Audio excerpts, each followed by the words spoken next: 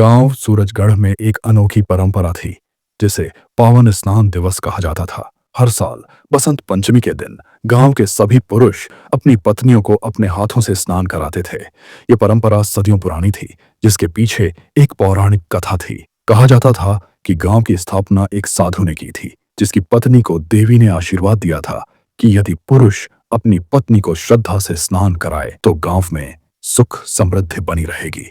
सुबह सूरज उगते ही गांव में उत्सव का माहौल छा जाता था। पुरुष फूलों, हल्दी, चंदन और गंगा जल से भरे तांबे के लोटे लेकर नदी किनारे जाते।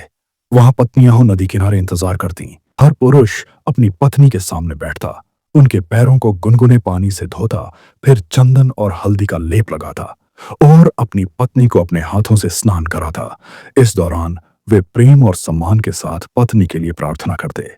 गांव की औरतें इस दिन को अपने पति के प्रेम और समर्पण के प्रतीक के रूप में देखती थीं। इस साल गांव में एक नया जोड़ा, रमेश और पूजा, शामिल हुआ था।